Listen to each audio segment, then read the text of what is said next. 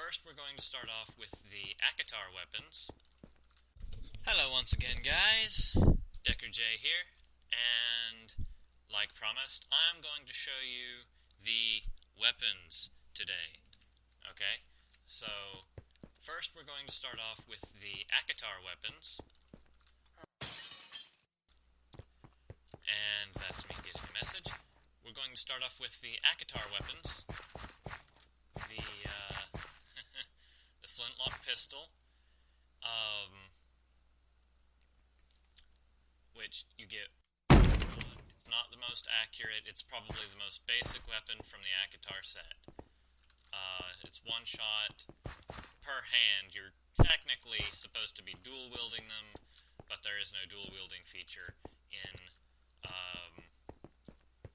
Minecraft. So it's, left click for the one in the left hand, the one in the right hand, and then they reload. If anybody has ever used the Crackshot plugin before, this is what that is. It's just a custom configured version of Crackshot with custom textures. Textures that I take partial credit for, but not entire credit for. I cannot do that because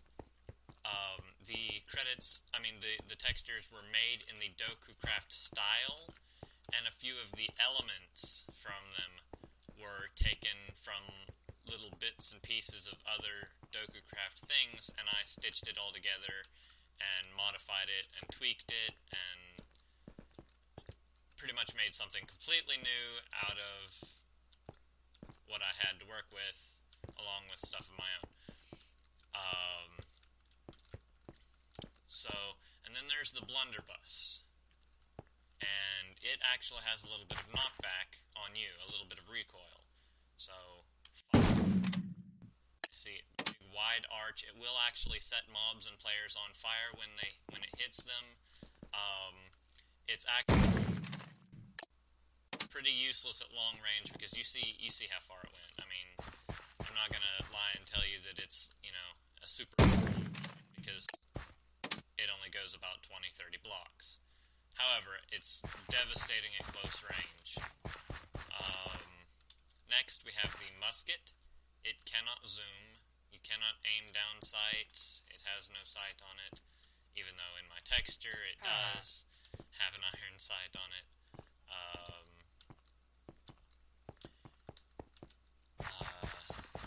Basically, point and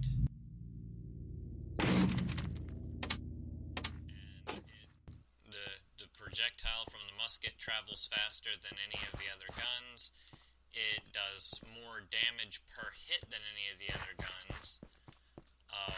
However, it has a pretty long reload time, and I'm starving to death. Lovely. Again, I'm always starving to death. Okay, the musket does bonus damage on a headshot. In fact, getting a headshot with the musket, unless they are wearing some really, really good armor, getting a direct headshot from a musket will most likely one shot, one kill a player. Now, next, the hand cannon. And it will knock you back quite a bit. And it has a lovely little feature. It does not cause explosions whenever it hits. Or it does, but it doesn't destroy blocks. And blocks directly around the impact on fire. Between 1 and 2 blocks of fire will be ignited. So pretty good at taking out airships, actually. It doesn't do a whole lot of damage to players and mobs just firing it like you would a normal gun. It is mostly for setting things on fire long range. It's pretty much a handheld gun that lets you fire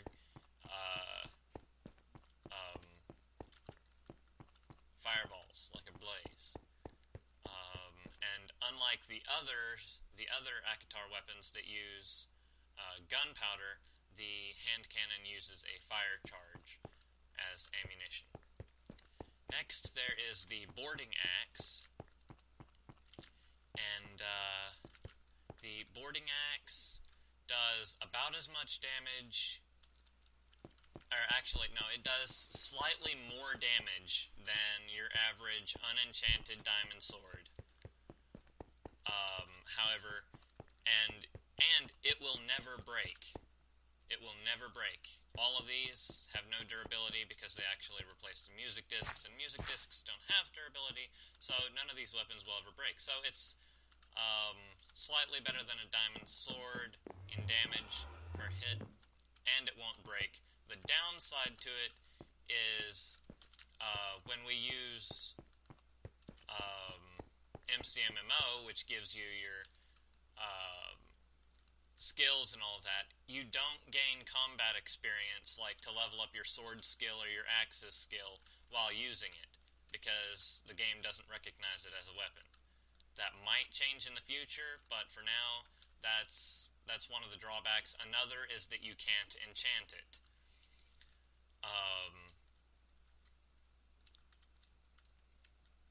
However, it does do a considerable amount of damage, and actually is a pretty good starter weapon. Like if you've got money but haven't been able to find diamonds, grab yourself one of these.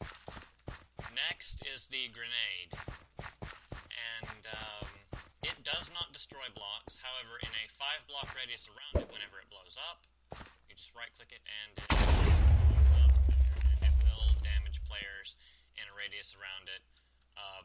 About as much as a creeper would, I think. Okay, that's all of the Akatar weapons. Now I'm going to show you the Wei-Yun weapons. Oops.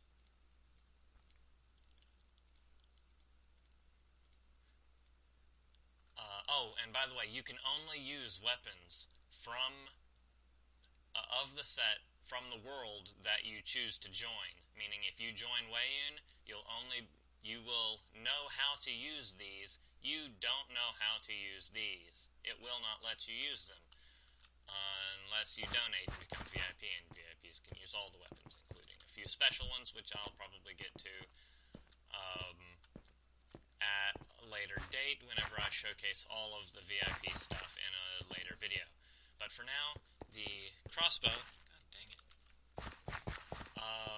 The crossbow. Think of it as the equivalency of the pistol. It's the most basic weapon in the Wei-Yun arsenal. You basically just fire it, it fires like an arrow. It's not very accurate. You can, with all of these weapons, you can hold shift and crouch, like taking a knee, and it increases the accuracy slightly. With a few of them, it actually increases the accuracy tremendously. A headshot or a critical, it's either a headshot or a critical, or both, I don't remember. I think it's both. If you get a headshot or a critical, it will inflict a status effect on them. It has a chance to infect either slowness, blindness, nausea, hunger, I believe. But it's it's a pretty low chance. It's like a 15-20% chance, I believe. Now the blowpipe.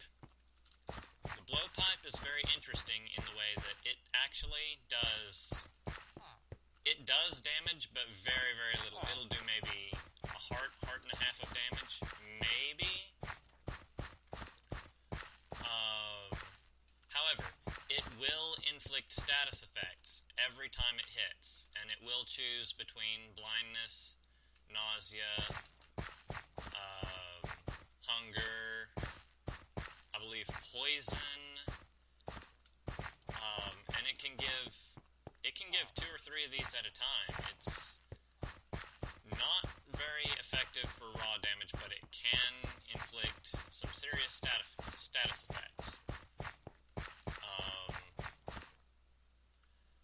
is the Assassin's Crossbow. This is where Weiyun gets interesting, because this one can zoom, and on a headshot, critical, or backstab is almost guaranteed to do bonus damage and inflict a status effect. It does not, however, do as much damage as the musket, but as I'm sure anybody knows, getting blindness or nausea or having your hunger completely drained while in combat is not a good thing. I believe it can also give you weakness. Or give them weakness. Not you. But yeah, and it is the most accurate of all of the Weiyun weapons. And it's basically for well, as you can tell, most of the ACOTAR weapons are for, head-on combat, charge in, slaughter everything, hunger, I believe. But it's it's a pretty low chance. It's like a 15-20% chance, I believe. Now the blowpipe. The blowpipe is very interesting in the way that it actually does damage, but very, very little. It'll do maybe a heart and a half of damage, maybe. However, it will inflict status effects every time it hits, and it will choose between blindness, nausea, hunger, I believe poison, and it can give 2 or 3 of these at a time. It's not very effective for raw damage, but it can inflict some serious status effects. Next is the Assassin's Crossbow. This is where Weiyun gets interesting, because this one can zoom, and on a headshot, critical, or backstab is almost guaranteed to do bonus damage and inflict a status effect. It does not, however, do as much damage as the musket, but as I'm sure anybody knows, getting blindness or nausea or having your hunger completely drained while in combat is not a good thing. I believe it can also give you weakness. Or give them weakness. Not you. But yeah, and it is the most accurate of all of the Weiyun weapons. And it's basically for well, as you can tell, most of the ACOTAR weapons are for, head-on combat, charge in, slaughter everything. Dang it! And the Weiyun weapons are more about stealth, status effects, backstabs, killing your opponent and disabling them before they know that you're there, basically. Pirates versus ninjas, pretty much, to put it bluntly. Next is one of the most useful and most dangerous weapons in the set, except it's actually not a weapon, it's more of a tool. It does maybe a half a heart of damage if it hits somebody, but mostly what it does, it's a hook shot, but it doesn't work like the traditional hook shot. Instead of latching onto something and then pulling you to that surface and clinging to it, or hitting somebody else with it and then dragging them to you to them, it fires a weighted bolt, and pretty much drags you in the direction that it fires.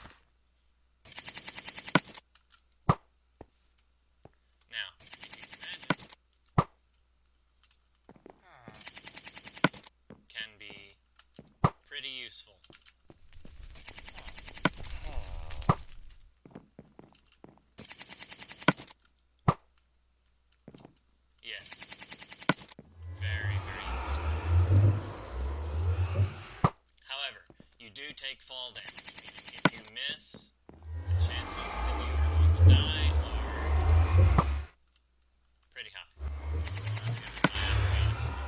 Like me. Mostly because when I build airships, I fall off a lot, and I am the one that helped calibrate the hookshot, so I kind of fell and died a lot in doing so. So, it'll launch you at most, if you're just standing on the ground and you do it right in front of you, it'll put you about 4 blocks. If you jump and do that, probably closer to 10 or 12. And straight up, it can launch you about 20 blocks in the air.